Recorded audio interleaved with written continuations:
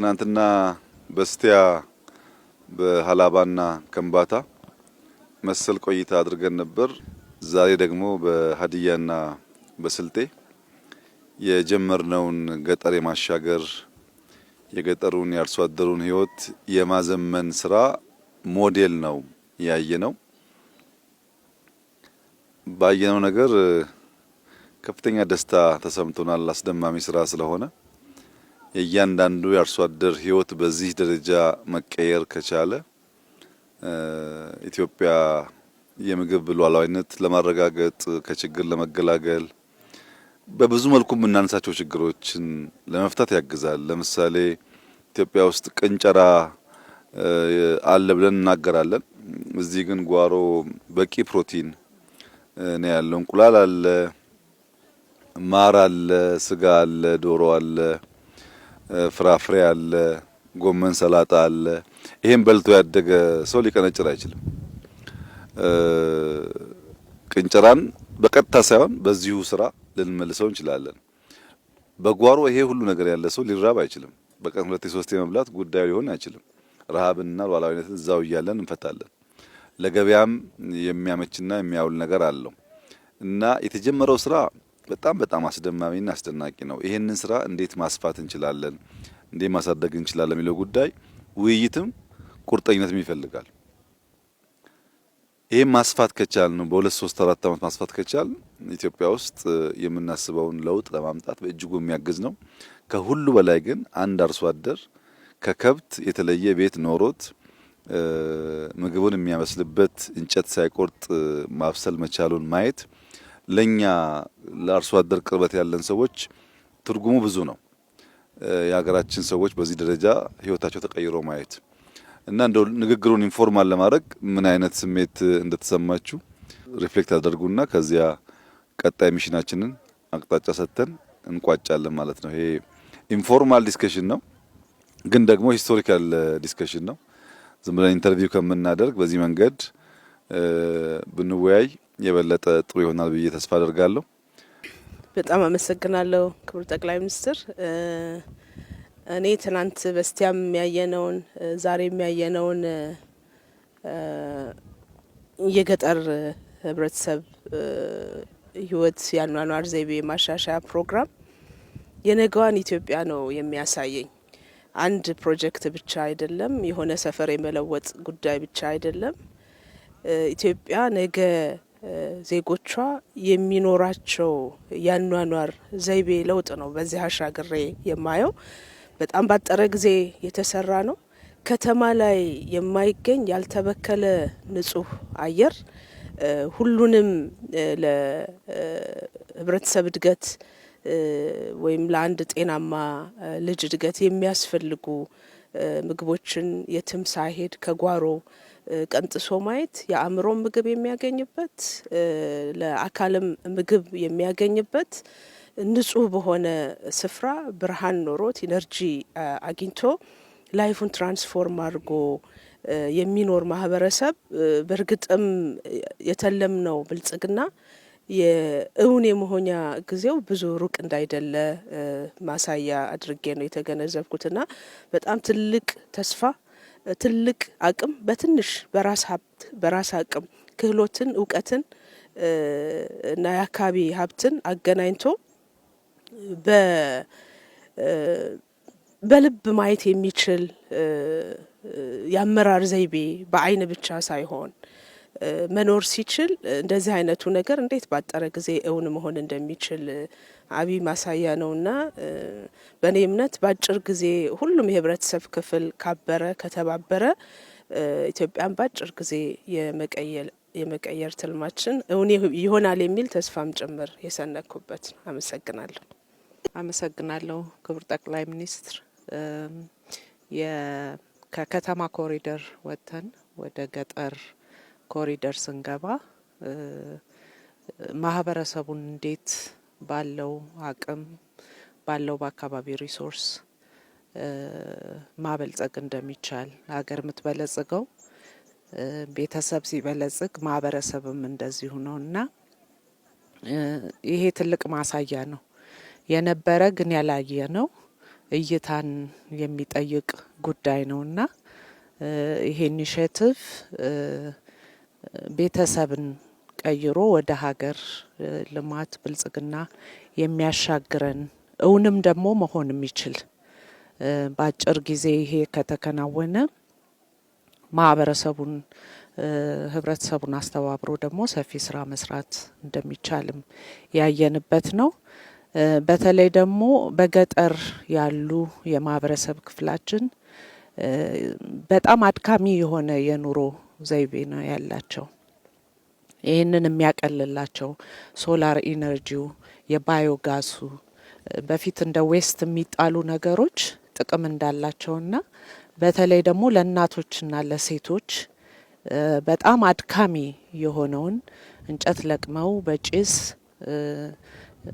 በጣም ብዙ ጉዳት የሚደርስባቸውን በቀለል ባለ መንገድ ከተማ ውስጥ ያለውን የኑሮ ዘይቤ ማምጣት የተቻለበት ነውና ይሄ ትልቅ ጠቀሜታ አለው።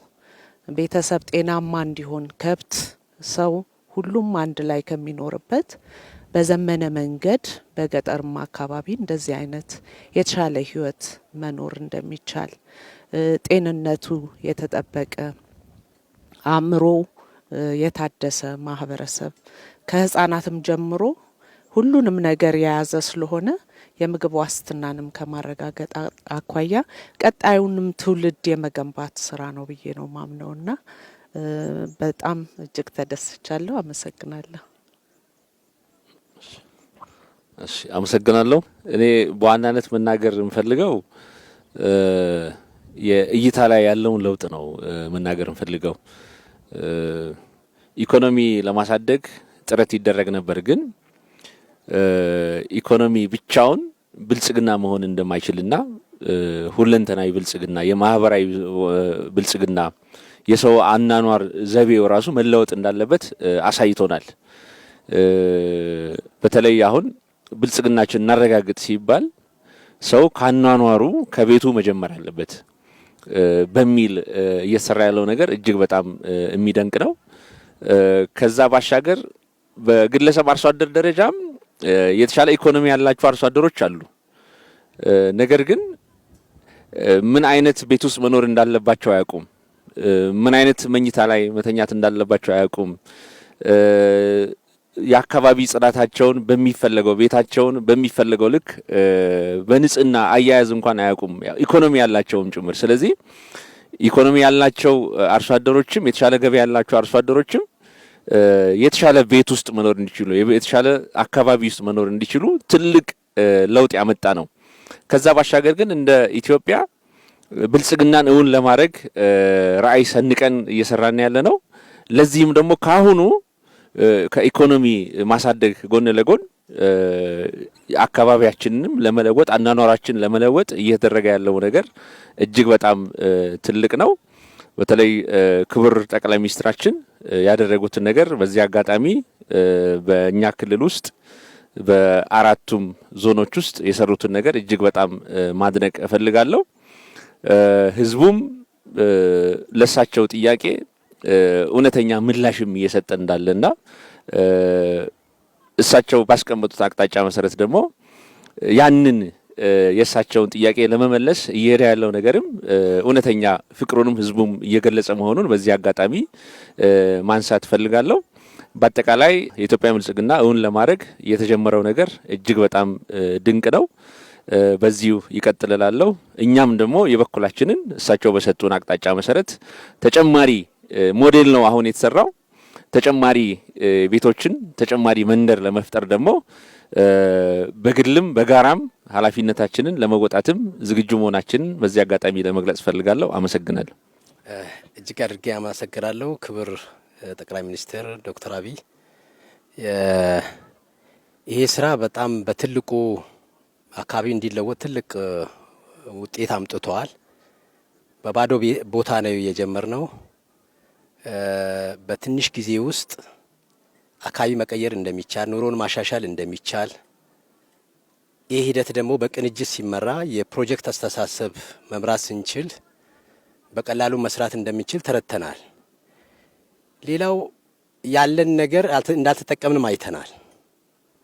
አብዛኛው ይሄ ቤት የተሰራበት 90% አፈር ነው፣ 10% ነው ሲሚንቶ የተጠቀም ነው። ስለዚህ በቀላል በአካባቢ ቁሳቁስ ዜጎቻችን የተሻለ ኑሮ መኖር የሚችሉበት ሁኔታ መፍጠር እንደምንችልም አይተናል። ስለዚህ ያለን አቅም አልተጠቀምንም የሚለው ወስደን አቅማችን እንድናይ አስችሎናል። በፉክክር መስራትም ውጤት እንዳለው አይተናል። ይህ ፕሮጀክት ሲመራ የአሰራር ሂደት ነበረው። ሂደቱን የሚከታተሉ ነበሩ፣ የሚቆጣጠሩ ነበሩ። ደረጃ እያወጡ የሚያሳውቅን የጽህፈት ቤቱም ነበረ፣ ፕሮጀክት ኮንሰልታንትም ነበረ። ስለዚህ አጠቃላይ ስራዎች በቅንጅት ሲሰሩ የቁጥጥር ስርዓት ሲኖራቸው የፉክክር ስርዓትም የትብብር ስርዓትም ሲኖራቸው ውጤት እንደሚያመጡም አይተናል። ይሄ ለዚህ አካባቢ ትልቅ ጸጋ ነው።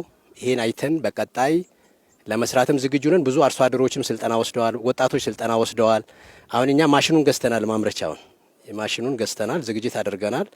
ስለዚህ በጠቅላይ ሚኒስትሩ መርሶ የተሰጠንንም ሀሳብ ከመነሻ ሞዴል እንደሆነ እንደምናሰፋው ውስጣችን ነበረ። ለዚህ በቂ ቅድመ ዝግጅት አድርገናል።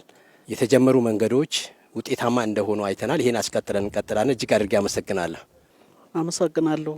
እኔም ሀሳብ መስጠት የምፈልገው በተለይ እይታው ላይ ነው። ያው በተለይ እኔ ፐርሰናሊ የሚደንቀኝ ከለውጡ በኋላ ብዙ አዳዲስ ነገሮች እየወረዱ ነው ያሉትና በሚወርዱ ጉዳዮች ደግሞ ያሉ ጉዳዮች ናቸው ማለት አሁን መሬቱን ብናይ ያለ ነው፣ ሰውን ብናይ ያለ ነው፣ አመራሩን ብናይ ያለ ነው። ግን አዳዲስ እንደዚህ አይነት አይዲያዎችን ክሬት አድርጎ ወደ አዲስ ነገር መለማመድ ላይ መግባት ላይ ብዙ ያዝ የሚያደርጉ ነገሮች ነበሩ። አሁን ግን ወዲያው አዳዲስ ነገሮች በተለይ ጠቅላይ ሚኒስትራችን አዳዲስ ነገሮችን ወደ ታች ያወርዳሉ። እታች ያለውም አካል ተከታይ የሆነ የመጣበት ሁኔታ ነው ያለውና ወዲያው ተቀብሎ ተግባራዊ ማድረጉ ላይ ትልቅ ለውጥ ነው እያየን ያለ ነው ማለት ነው።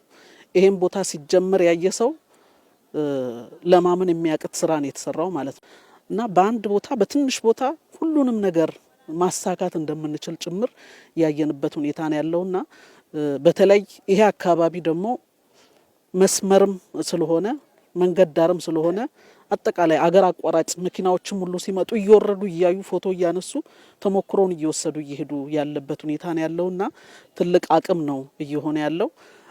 እኛ አሁን ውስጣችን እየተነጋገርን ያለ ነው እንደ ክልልም እንዴት ነው ማስፋት ያለብን ይህን ጉዳይ ብለን ነው እያሰብን ያለ ነውና በጣም ነው እኔ ውስጤን የነካው። ትልቅ ስራ ነው የተሰራው።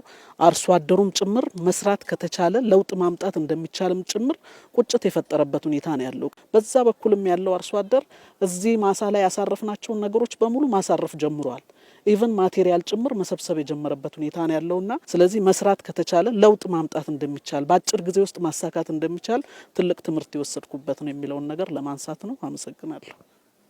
አመሰግናለሁ ክቡር ጠቅላይ ሚኒስትር። ያው በብልጽግና ሀሳቤ አርሶ አደራችን እያደገ ነው ያለው። እየሰራን ያለው ስራ የተቀናጀ ግብርና ልማት ስራ፣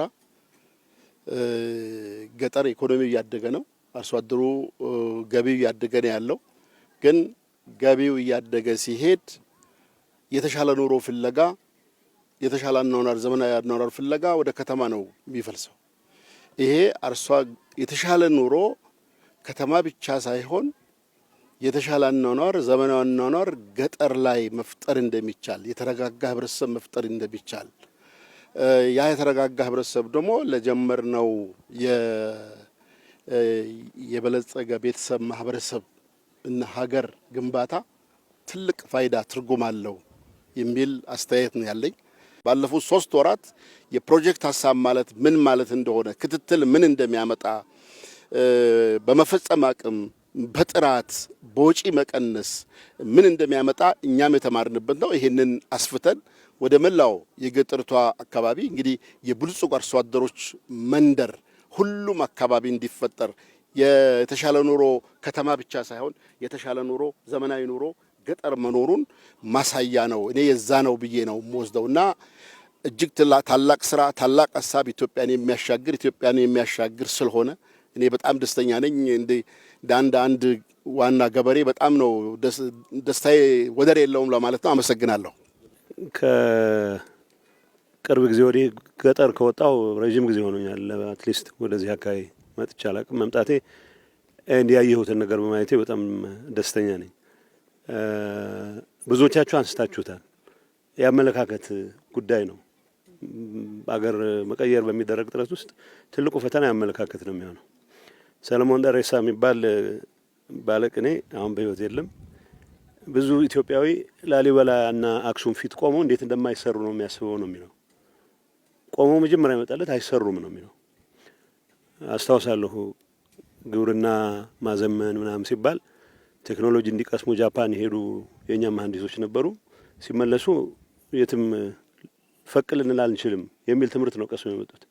ቢኮዝ ጃፓን የደረሰችበት ደረጃ ላይ አይተህ አሁን ያለንበት ሰው አንችልም የሚል መንፈስ እንደ ማህበረሰቡ የሚገልጸን ነው እንጂ አሁን ያየኋቸው ቤቶች ንጹህ መሆናቸው ብቻ አይደለም፣ ሁሉም ነገር የተሟላባቸው መሆናቸው ብቻ አይደለም፣ በራስ አቅም በአካባቢ አቅም የተሰሩ መሆናቸው ነው። ከሁሉም በላይ አመራር ውስጥ ያለ ሰው ሳይቀር የራሱን ንጽህና የማይጠብቅበት ንጽህና የሚጠበቅበት ቦታ ለማግኘት ቤት ለማግኘት የግድ ቦታ መቀየር አለበት ብሎ የሚያምንበት አገር ውስጥ ነው የኖር ነው። እስካሁንም ያ አመለካከት ሙሉ በሙሉ ተሰብሯል ማለት አይቻልም።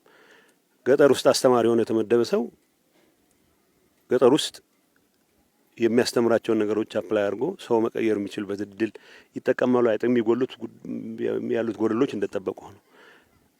የተሻለ ኑሮ ለማግኘት መዛወር እንዳለበት ነው የሚያምነው። አጠገቡ ላለ ተለቅ ላለ ከተማ ቀስ ብሎ ደግሞ አዲስ አበባ የበለጠ ስትዛወር ደግሞ የተሻለ ኑሮ የሚገጡ ነው። አገሩ በሙሉ አዲስ አበባ ሊዛወር አይችልም። አገር በሙሉ ዞን ከተማ ውስጥ ሊዛወር አይችልም። ሶ ይህን አመለካከት ለመስበር የሚያስችሉ ስራዎች እንደተጀመሩ የሚያሳይ መሆኑ ነው የሚታይ። ሶ በሎካል አቅም መሰራት ይችላል። መምራት ግን ይጠይቃል። መምራት ይጠይቃል። ነሰሰርሊ ሶፍስቲኬትድ የሆነ የአመራር ጥበብ የፕሮጀክት አቀራረጽ ማለት አይደለም። ሰዎች የተሻለ ነገር ሊፈልጉ እንደሚችሉ ተረድቶ የተሻለ ነገር ለማግኘት በሚደረግ ጥረት ውስጥ ማስተባበር፣ የአካባቢን አቅም መጠቀም፣ በጎደለ ደግሞ ሌሎች የሚሞሉበት ሁኔታ መፍጠር የሚጠይቅ ይመስለኛል። እሱ ያየኋቸው ነገሮች አንደኛ ከቆሻሻ ነገር ጋር ወይ ከቅድም ጠቅላይ ሚኒስትር አንስቶት ነበር ከመቀንጨር ጋር የቆረብንበት ምክንያት የለም። መቀንጨር የምን ፋንክሽን ነው ብለን ስንል የሚፈለጉት የኒውትሪሽን አይነቶች ማግኘት አለመቻል ነው። እኔ ወይ ጤናዬን ለማስተካከል ወይ ያለኝን አሁን አንዳንድ የሚገጥሙንን ችግሮች ለማስተካከል ብሎ ሐኪም ይሄንን ብትመገብ ብሎ የሚነግርህ ነገር አሁን እዚህ እያንዳንዱ ገበሬ ቤት ውስጥ አለ። ይሄ የሚፈጥረው ምሳሌ ነው። ትልቁ አቅም የሚፈጥርልን ይመስለኝ። ድሮ ንጹህ ቤቶች ያላቸው ጎረቤቶቻችን ጋር ብዙ ሰው ለመሄድ ይሞክራል። ያው ያምረን ነበር ማለት ነው ንጹህ ቤቶች። ሶ መስራት እንደምትችል ካወቅ የሌላ ሰው ንጹህ ቤት ሳይሆን የምታማትረው የራስን ቤት ንጹህ ማድረግም ላይ የምትተጋበት ሁኔታ ይፈጠራል። መጨረሻ ማንሳት የምፈልገው ይሄ መንገድ ዳር ያለ ነው። እንደተባለው ከተሜነት የማይቀር ነገር ነው፣ መከተም አለበት። ከተሜነት ከአሜኒቲስ ማቅረብ ጋር ከሌሎች ከነዚህ ጋር ከተያያዙ ሌሎች ጉዳዮችም ጋር አቅርቦት ከማቅረብ ጋር አስተዳደር ጋር ተያይዞ ችግሮች ከመፍታት ጋር ከፍትህ ጋር ሁሉም ጋር የራሱ የሆነ ትልቅ አዎንታዊ ሚና ስላለው የማይቀር ጉዳይ ነው። ግን እዚህ ትልቅ አስፋልት እያለፈ አይ ትንሽ አጋጣሚዎች ለመጠቀም ተጠጋግቶ የሚሰሩ ሳይሆን አስቀድሞ ከተሜነት የማይቀር ከሆነ በታቀደ መልኩ ከተሜ የምትሆንበትን ሁኔታ ለማድረግም የሚያስችል እድል ይፈጥራል የሚል እምነት አለኝ። በራስ አቅም በሎካል አቅም እኔ አመራር በመኖሩ የተፈጠረ ብቻ ሳይሆን አመራሩም የበለጠ እንዲተጋ አቅም ይፈጥር ነው የሚል እምነት አለኝ። ሁለት ሉፕ ነው ያለው። አመራሩም አቅሙን ያሳርፍበታል። ይሄ መለወጥ ደግሞ ሌላው አመራር ላይ የሚሆን ኢቭን ይህን ነገር ኢኒሼት ያደረገው ኃይል የበለጠ እንዲነቃቃ የሚያስችል ጉልበት ይፈጥርለታል የሚል እምነት አለኝ። ለእኔ ሀገር እንደ ሀገር እንድትቀየር በሚደረገው ጥረት የሚጀመሩ ፕሮጀክቶች ኮስታቸው ምንም ይሁን ምን የወሰዱት ጊዜ ምንም ይሁን ምን ከዛ በኋላ የሚፈጥሩት ዳይናሚክስ ነው ሀገር የሚቀይረው። ለካ እንደዚህ ማድረግ ይቻላል የሚል በህብረተሰብ ዘንድ የሚፈጥረው ንቅናቄ ስለሆነ አይ ቲንክ እነኚህ ነገሮች ለማስፋት በእያንዳንዱ ቦታ መዞር አይጠበቅም። ይህን ኤግዛምፕል የወሰደ ሰው ኃላፊነት ወስዶ እንደዚህ አይነት የሚያምሩ ቦታዎች እንዲታዩ ለማድረግ የሚያስችል የራሱ ግዴታ መሆኑን አውቆ ያው በሀገር የማይኮራ ሰው የለም። ሚሊዮነር የሆነ ሰው ቢሊዮነር የሆነ ሰው የሆነ በዓል ሲኖር ወይ ወደ ስልጤ ይመጣል ወይ ወደ ሀዲያ ይመጣል የትም ሀገር ቢኖር።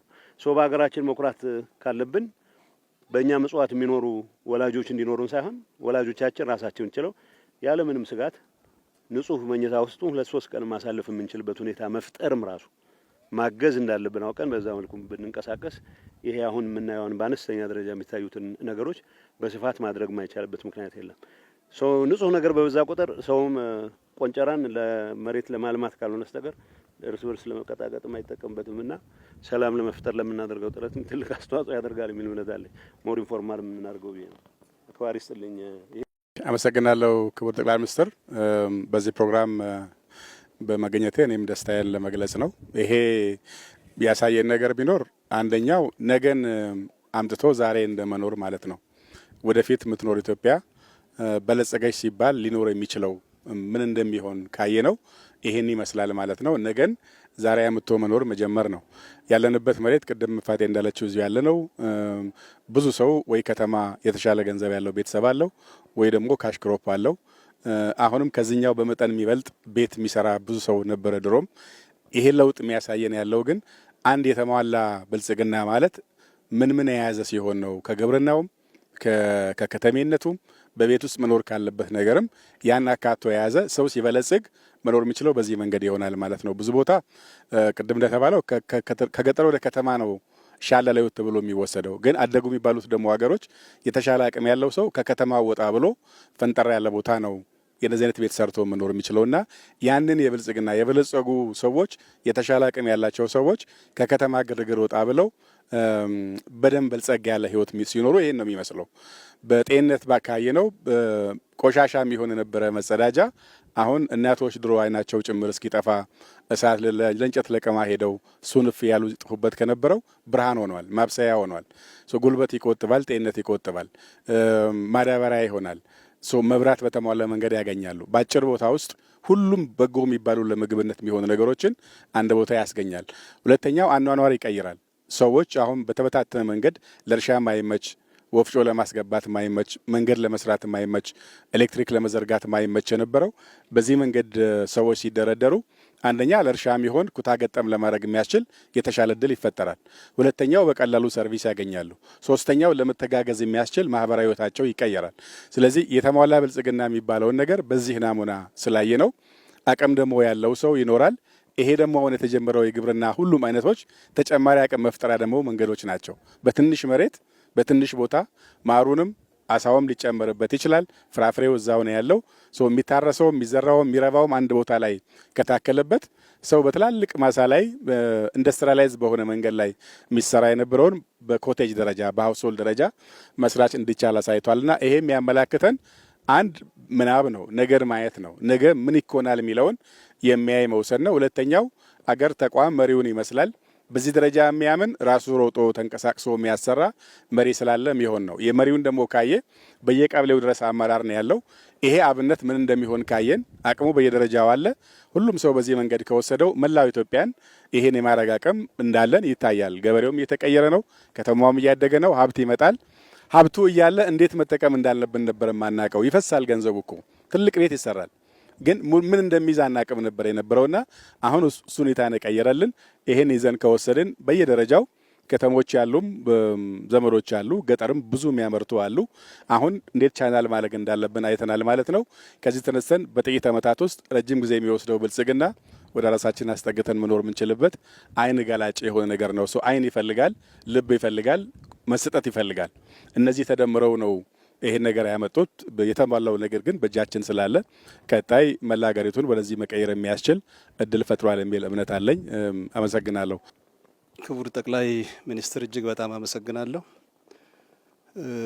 በእውነት ይሄ ስራ ከዛሬ 3 ወር በፊት ሲጀመር በአራቱም ዞንና እንዲሁም አንበሪቾን ጨምሮ መጥተው ስላዩልን የመሰረት ድንጋይ ስላስቀመጡልን ከዛም ከ3 ወር በኋላ ስራ አልቆ ተጠናቆ ለእያንዳንዱ ግለሰብ የሚመጥንና ደረጃውን የሚያሳይ ቤት ሰርተው ስላስረከቡልን በራሴ ስምና በክልሉ ሕዝብ ስም እጅግ በጣም አመሰግናለሁ።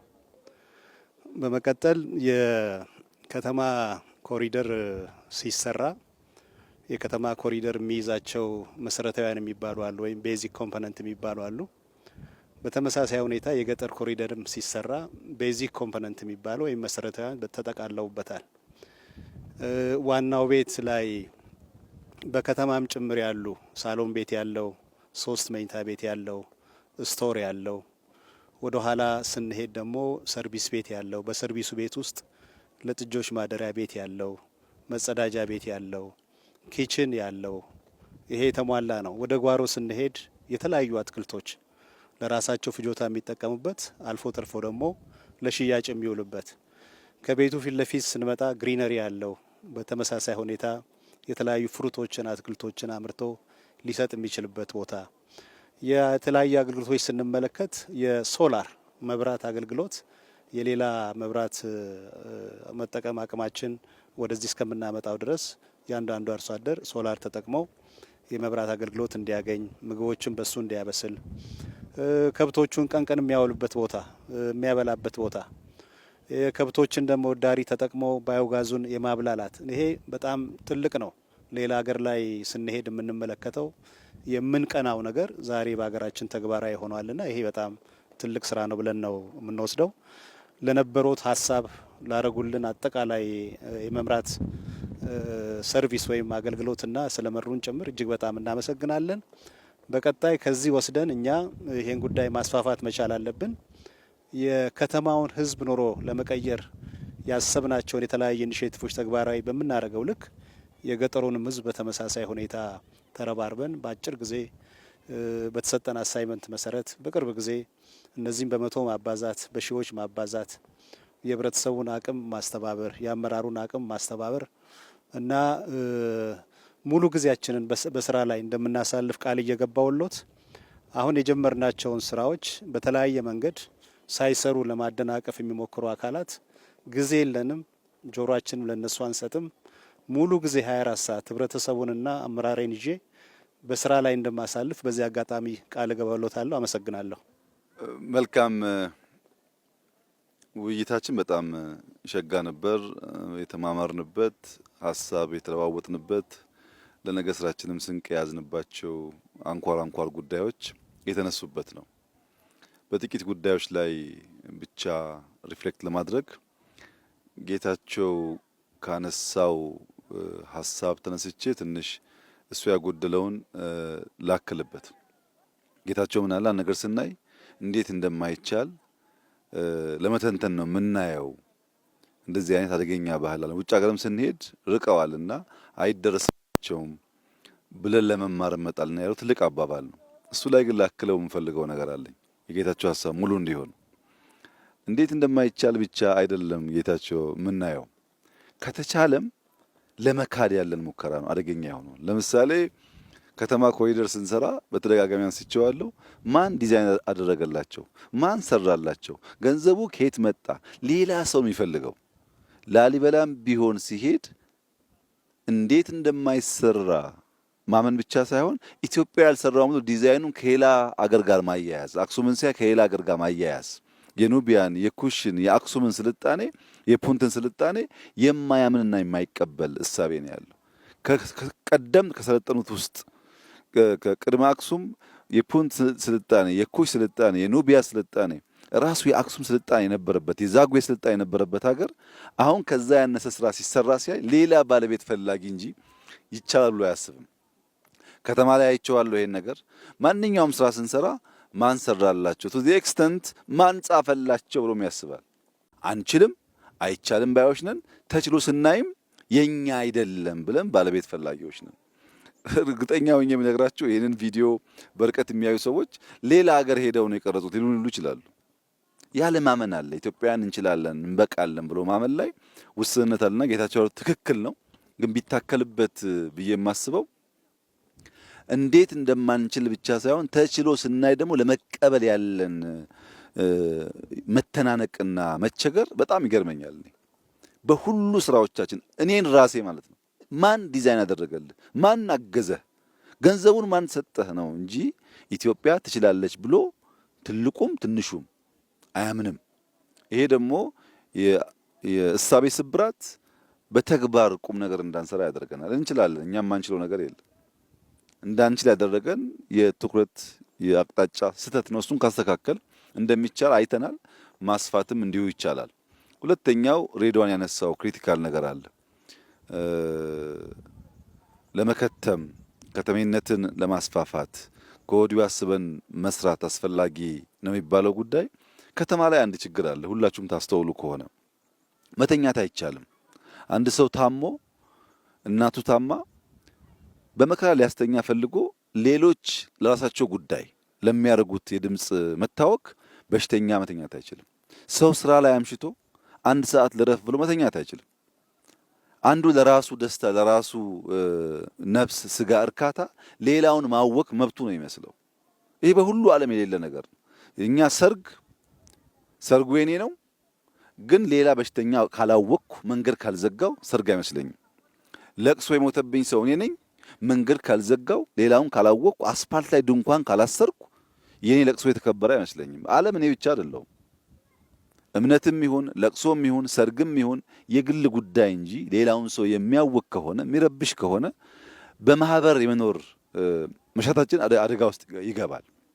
የሰው ልጅ በምግብ ራሱን ለመቻል ነው መሰብሰብ የጀመረው። የሥራ ክፍፍል እያደረገ እየከተመ እየዘመንን መንግስት የፈጠረው።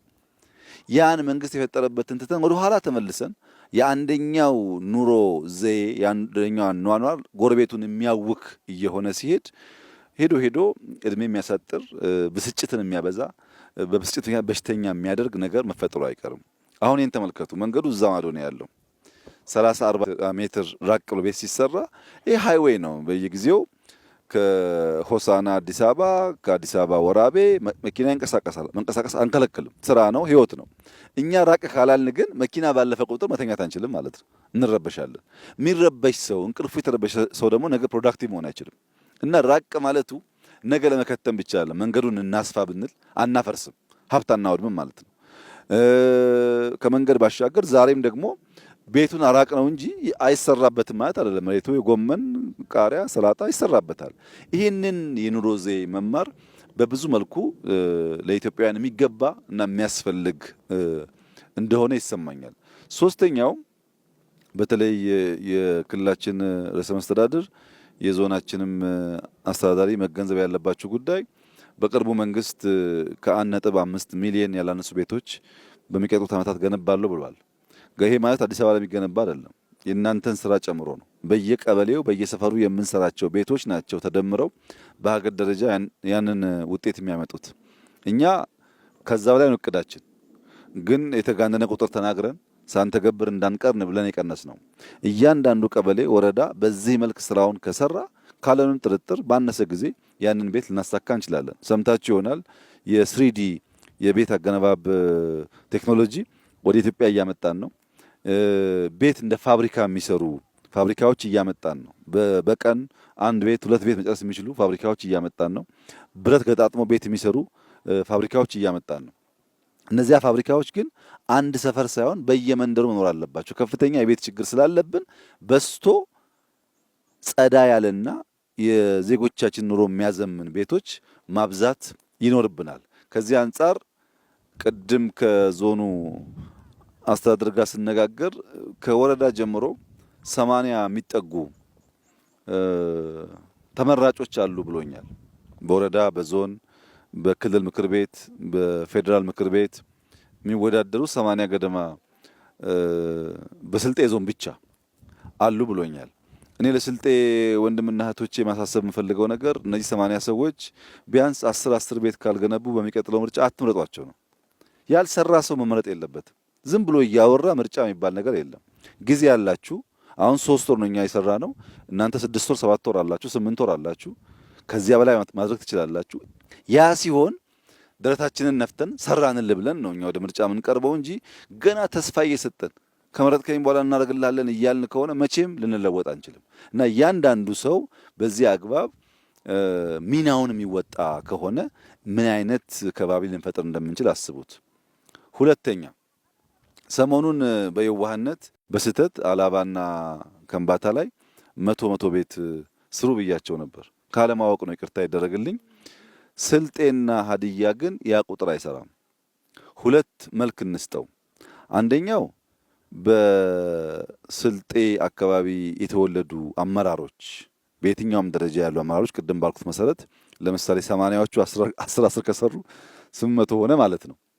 እያንዳንዱ ዞን ሚኒመም 1000 ቤት ካልሰራ እኔ ወደዚህ አልመጣም ተመልሼ። 1000 ቤት ትችላላችሁ ሰርታችሁ ጥሩ እንመጣለን። ስንመጣ ግን በሁለት መንገድ ነው የምመጣው። አንደኛው ይሄ መንደር በሺዎች ሲገነባ የስልጤ ተወላጆች እንደው ቢያንስ በሁለት ሳምንት አንድ ቀን እሁድ የሁለት ሰዓት መንገድ ነች። በሁለት ሳምንት አንድ ቀን እሁድ መጥተው በጋራ በየቤቱ በልተው ጠጥተው ከተማ ቢሆኑ የሚያጠፉትን ገንዘብ ለአርሶ አደሮቹ ከፍለው ቢሄዱ እነሱንም ሞራል ይሰጣል፣ ካልቸር አይጠፋም፣ ዝምድና አይበላሽም፣ ማህበራዊ ኑሯችን የተጠናከረ ይሆናል። ሌሎች ደግሞ የስልጤ ተወላጅ አሁን ደግሞ በወር አንዴ በ3 ወር አንዴ አንድ ቀን እሁድ ከሬድዋን ጋር ከሙፈሪያት ጋር ከኡስማን ጋር ጠዋት ነድተው መጥተው ክትፎ አለ አይብ አለ በጣም ብዙ ነገር አለ እዚህ በልተው ጠጥተው ሀገር አይተው ቢሄዱ መዝናኛም ነው። ሀገራዊ ትስስርን የሚፈጠር ነገር ነው። እንግዲህ የሚያሳዝነው ነገር ከበደ ታሟል ከተባለ ለማዋጣት ሩጫችን አስቡት። እንዳይታመም ኑሮውን ጤነኛ ለማድረግ ግን መስራት እንችላለን። ሽንት ቤት ካለው ከከብት ጋር የማይኖር ከሆነ ንጹህ ውሃ ካለው መብራት ካለው ሰውየው እንዳይታመም ማድረግ ስንችል ታሟል ብለን ብር እናዋጣለን። በተለይ በውጭ የሚኖሩ ዜጎቻችን ከበደ ሞተ ሲባል አስክሬን ለመላክ ብር ይዋጣል። ሳይሞት ነው ማገዝ፣ ሳይሞት ነው መደገፍ። ለአስክሬን ከምናዋጣ ለበሽተኛ ከምናዋጣ አሁን ብንሰራው ያንን ነገር እንቀንሰዋለን። ሶስተኛ ሰርግ። የኢትዮጵያ ሰርግ የውድድር የታይታ ሆኗል። የኢትዮጵያ ሀዘንና ለቅሶ ቤት የታይታ ለቅሶ ቤት እኮ ሰርግ ነው። ቁርጥ የሚበላበት ነው። ቢራ የሚጠጣበት ነው። ምን ያደርግልናል? በለቅሶና በሰርግ እንደዛ ከምናባክን ሀብታችንን እነዚህ ምስኪኖች በማገዝ ታቸውን በመቀየር ብንጠቀምበት እና ዜጎች መለወጥ እንችላለን ብለው አምነው የገንዘብ ብክነታቸውን ትክክለኛ ቦታ ላይ ቢያውሉ ባጠረ ጊዜ ውስጥ መቀየር እንችላለን። እኛ የከተማ ኮሪደር ስንል እርግጠኞች ነበርን እንደሚቀየር። ሳናስብበት ዘለን የገባንበት ጉዳይ አይደለም። ብዙ መክረን ከወረዳ በላይ ያሉ ሰዎች አሰልጥነን በጉዳዩ ተወያይተን ሀብት የምናገኝበትን መንገድ አስበን ከተማ ጀመርን። አሁን ይሄ ስራ ሲጀመር ድንገት የመጣን ይመስለው ሰው አለ። ድንገት አልመጣንም። ከተማ ስንሰራ ምልክቶች አየን። ከተማ እያማረ ሲሄድ ዜጎች ከገጠር ወደ ከተማ መፍለስ አበዙ። ከተሞች ያላቸው ሀብት ውሃው፣ መብራቱ ለሚፈልሰው ሰው በቂ አይደለም። ተመልሶ ድሮ የምናውቀው ነገር ሊፈጠር ነው። በየቦታው ዝመናን ካላመጣን በቀር በከተማ የምናደርገው ስራ ይበላሻል የሚል ስጋት ነበረን። ስናጠና ዲዛይን ስናሰራ ቆየን። ዋናው ጭቅጭቃችን የነበረው ከስራው በፊት አንደኛ ከ3 ወር ባነሰ ያልቃል ወይ ነው። ሁለተኛ አብዛኛው ማቴሪያል ሎካል ይሆናል ወይ? ከሆነ ቦታ መተን ብንሰራው አይቀጥልም። እንዳያችሁት ነው ጭቃው 90% አፈሩ ሁሉም ቦታ የሚሰራው ሎካል ነው። የሀዲያውም ሀዲያ ነው፣ የከምባታውም ከምባታ ነው፣ የሀላባውም ሀላባ ነው። ሌሎች ክልሎችም ካለ እንደዚሁ እዚህም ስልጤ ያየ ነው እንደዚያ ነው። ሎካል ማቴሪያል ተጠቅመን ወጣቶች አሰልጥነን ይህንን ቤት የምንሰራ ከሆነ ስራ እንፈጥራለን፣ የጸዳ ኑሮ ዘዬ እንከተላለን፣ የሰው ፍልሰት እንቀንሳለን።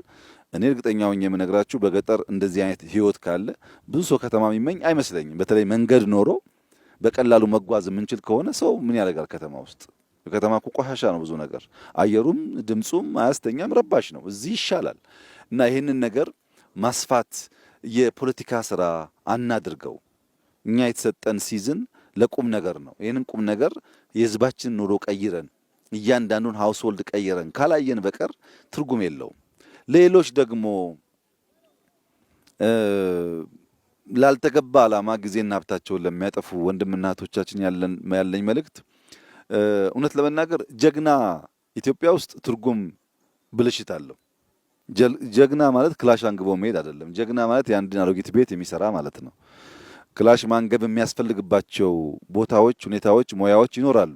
አብዛኛው ማህበረሰብ ግን ክላሽ ከሚያነግብ የድሃን ቤት ቢቀይር ይሻላል እና ጀግንነታችን ሀገር በማልማት ሀገር በመቀየር ህዝብ በመቀየር ብናደርገው እኛ ለማኞች ልንሆን አይገባም። እንደዚህ ያለ ለም የሚያምር ሀገር ያለን ሰዎች ሆነን ለማኝ መሆናችን ያሳዝነኛል። አሁን በቅርቡ ከልመና ነፃ ለመውጣት ስራ ጀምረናል። ህዝብ አወያይተን ታውቃላችሁ። ወደ 7-8 ክልሎች ጨርሰዋል። ማወጅ ይፈልጋሉ፣ ግን ያልጨረሱ ሰዎች አሉ። ለምን ያልጨረሱም? የተፈናቀሉ ዜጎች አሉ። ያ የተፈናቀለው ዜጋ ቤቱ ገብቶ ቤቱ እንዲገባ አድርገን እንዲህ አድርገን ሰርተንለት ህይወቱን ብንቀይር ኢትዮጵያ ባጠረ ጊዜ ውስጥ የማንንም ስንዴ ማትለምን መሆን ትችላለች። ሰው አፈናቅሎ ማፈን ፖለቲካ ሆነ ኢትዮጵያ ውስጥ።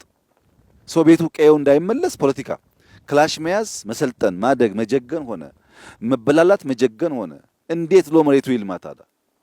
እና ከዚህ ወጥተን በሀገር ደረጃ የሚጨበጥ ለውጥ ብናመጣ ቢያንስ ልጆቻችን ከስደት፣ ከችግር፣ ከእርዛት፣ ከጦርነት ተላቀው በሰላም ደስተኛ ህይወት እንዲኖሩ ስለሚያደርጋቸው እኔ ለእናንተ እዚህ ላላችሁ ሰዎች ያለኝ መልእክት እንግዲህ 3 ወር የተባለው እኛ መምጣት ስላልቻል ነው እንጂ ከወር በፊት አልቋል ስራው። በነበረው ፕሮግራም የተጨናነቅ ነው። 2 ወር 3 ወር ውስጥ እንደዚህ ያለ መንደር መስራት ይቻላል። ይህንን የስልጤ ዞን አመራሮች፣ የሀዲያ ዞን አመራሮች በሺዎች ደቡብ አፍሪካ ብትሄዱ በጣም በርካታ ዲያስፖራ ሀዲያ አለ። ለዚህ 2-3 ቤት መስራት ለነሱ ከባድ አይደለም። ሁሉ ባይችሉ የሚችሉ ብዙ ናቸው። ስልጤም እንደዚሁ ነው። በከተማ በጣም ንግድ የሚወዱ ገንዘብ የሚሰሩ ዜጎች አሉበት እና ለማህበረሰባችን ቁም ነገር ሰርተን የሚጨበጥ የሚታይ ነገር ጥል ለማለፍ የሚያግዝ ስለሆነ እንረባረብ፣ እንስራ ነው። ካልሰራን በቀር ሀገር አይለወጥም። ዝም ብሎ አሁን ያለው የምኞት እንትን አይሰራም። መስራት ይፈልጋል። አንደኛ ማመን ይፈልጋል። እችላለሁ ብሎ ማመን ይፈልጋል። እበለጽጋለሁ ብሎ ማመን ይፈልጋል። ማመን ብቻውን ግን በቂ አይደለም። መስራት ይፈልጋል። ያኔ ፈጣሪም ያግዛል፣ ሰውም ያግዛል። እዚህ ይሄንን ስራ የተማሩ ሰዎች የዚህኛውን ሰውዬ ቤት ለመቀየር ምንም ችግር የለባቸው ማለት ነው እና የዞናችን አስተዳዳሪ 1000 ቤት በአንድ ወር ከጨረስክ በአንድ ወር እንመጣለን፣ በ2 ወር ከጨረስክ በ2 ወር እንመጣለን፣ በ6 ከጨረስክ በ6 እንመጣለን። እኛ ግን ስራው ሳይሰራ ዳግም የምንወደውን የስልጤ ህዝብ የምናይበት እድል የለም ማለት ነው። ካልሰሩ ሰዎች ጋራ ጊዜ አናባክንም። ሁለተኛ ውድድር ያስፈልጋል። እንዴት ስልጤ ከሀዲያ ያንሳል? እንዴት? በክላሽ እኮ አይደለም፣ በቤት ግንባታ። እንዴት ሀዲያ ከከምባታ ያንሳል? እንዴት ከምባታ ከሀላባ ያንሳል? ውድድር የሚያስፈልገን ሀገራችን በመለወጥ ነው። የተለወጠ ስልጤ ካለ እንኳን ሀገሬው ሰው የውጭ መጥቶ ትምህርት ይወስዳል። ውድድሩ መሆን ያለበት በልማት ነው፣ በስራ ሁሉም ክልል ባለው አቅም ተዘርግቶ የዜጎቹን ህይወት የሚቀይር ከሆነ ካለምንም ጥርጥር የበለጸገች ኢትዮጵያ ማየት እንችላለን። እንተባበር፣ እንስራ፣ እንደመር፣ ወደ ውጤት ራሳችንን እናዘጋጅ። አንችልም የሚለውን የተሰበረ ሀሳብ እንስበር። ኢትዮጵያን እንችላለን። ድሮም ችለን አሳይተናል። አሁንም ችለን ማሳየት እንችላለን። ዛሬ ባየሁት ነገር በጣም ተደስቻለሁ። የምጠብቀው ነገር ነው። ግን በማዕከላዊ ክልል በ4ቱ ዞኖች የተሰሩ ሳምፕል ስራዎች በመላው ክልሉ ተስፋፍቶ ለውጤት እንዲበቁ የክልላችን ርዕሰ መስተዳድር ሌላ ስራ የለህም፣ የአርሶ አደር ህይወት መቀየር ነው። እጅግ አድርጌ አመሰግናለሁ።